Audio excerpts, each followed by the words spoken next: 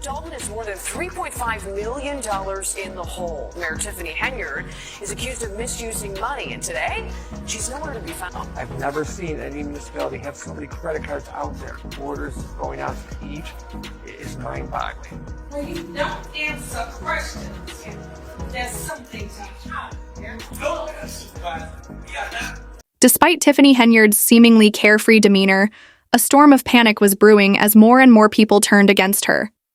In a shocking turn of events, one of Henyard's former trusted assistants came forward, exposing the depths of her corruption and questionable dealings. This revelation shed light on a web of unethical behavior that sent shockwaves through the community. The drama surrounding Henyard's downfall unfolded rapidly, with fresh evidence emerging and further complicating her already dire circumstances. Once the influential mayor of Dalton, Henyard had presided over a political empire that, until recently, seemed unshakable. However, her empire crumbled swiftly, dragging her reputation down with it. The most recent and unexpected development came from Carmen Caro, one of Henyard's closest allies. Caro, a trustee on the Fen Township Board, publicly accused the 41-year-old mayor of unethical conduct and employing predatory tactics to gain power.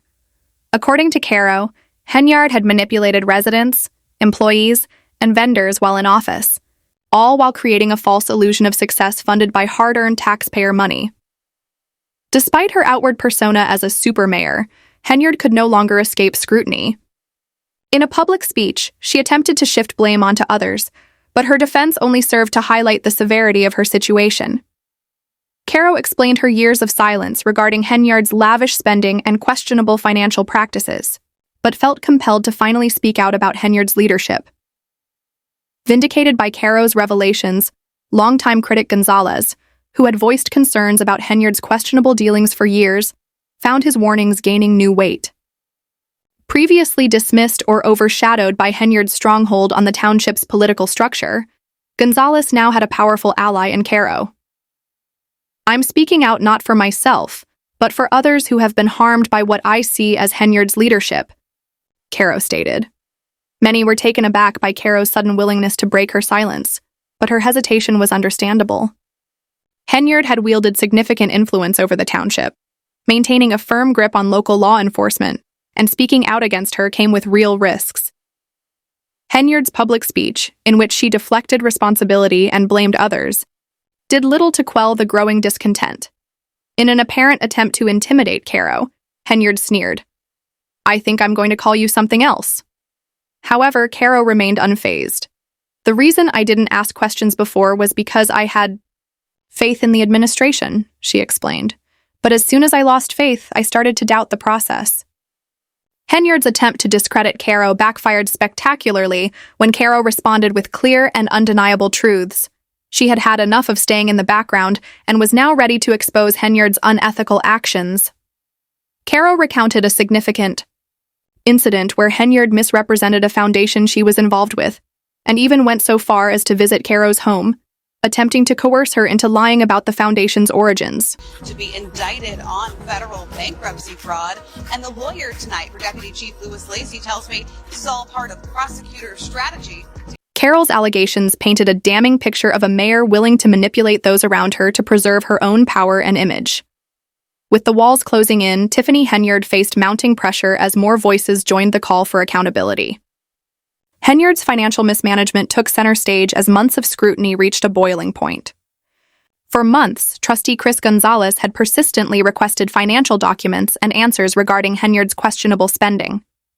His requests were largely ignored, and the growing tension culminated in a board meeting that felt more like an intervention than a routine discussion.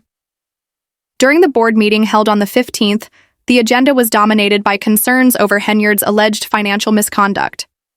The board was prepared to introduce several ordinances aimed at curbing corruption, including restrictions on travel expenses, tighter budget controls, credit monitoring guidelines, and a ban on using township assets for personal gain. As the board debated these measures, it became evident that the resistance to Henyard's leadership was not merely political, but centered on public accountability. However, the most unexpected move came when Gonzalez nominated Henyard for a key position on the board. Given the mounting evidence of her corruption, the nomination seemed out of place in the tense atmosphere. It was later revealed that Henyard had applied for the position earlier in the year, and the nomination was made just minutes before midnight, adding yet another twist to the unfolding drama. Henyard's unchecked financial power was finally coming to an end, and the board was determined to stop her from continuing her free reign over the township's resources. The last-minute nomination, seemingly designed to expedite the process, only highlighted the deep divisions within the community. Despite the turmoil, Henyard was still appointed to the position by a slim vote. However, her appointment did little to ease the growing opposition against her. Instead, it exposed how fractured her once solid support base had become. As the vote was cast and the decision finalized, it became increasingly clear that Henyard's time as mayor was rapidly nearing its end. Her influence was fading, and the foundations of her political empire were crumbling around her. Former allies, like Carmen Caro and Gonzalez, had turned against her, their public denunciations painting a picture of a leader who had lost touch with the people she once served. With each new revelation, the full extent of Henyard's alleged corruption surfaced, making it harder for her to maintain her position of authority. What once seemed like an invincible political career was now in rapid decline. More individuals came forward with accounts of manipulation, financial misconduct, and unethical behavior under Henyard's leadership. As her political career unraveled, the community remained on edge, anticipating the next shocking development. The drama surrounding Henyard's fall from grace was far from over, and with each passing day, it became clearer that the once powerful mayor would soon face the consequences of her actions. Several residents of Dalton were convinced that the board of trustees had a hidden agenda when they nominated Tiffany Henyard for a key position. Many believed the trustees wanted to keep the decision out of the public eye, fearing backlash from an open and transparent decision-making process. However, trustee Chris Gonzalez's hasty nomination of Henyard had far-reaching consequences, intensifying the unrest surrounding the mayor's office. Naturally, the town's residents were furious.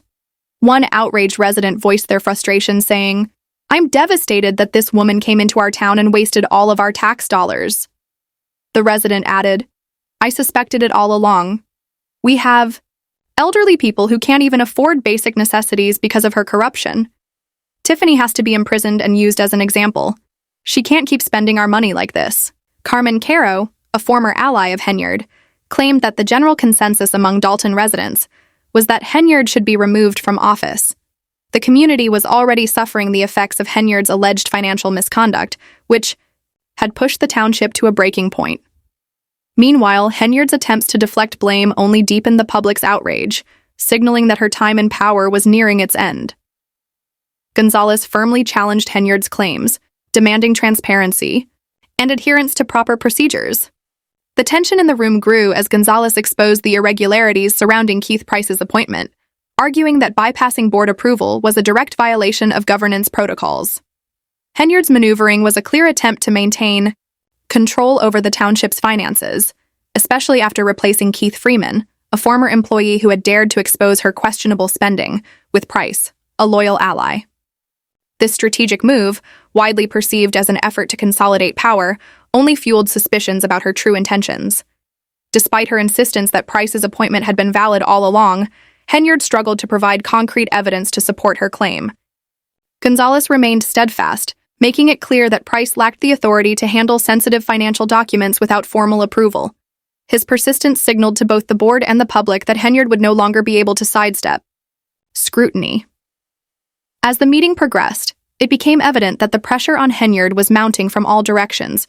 Her once iron grip on township affairs was slipping, and with every exposed inconsistency, her downfall seemed more inevitable. Henyard's desperate attempts to reclaim authority only further highlighted her weakening hold on power.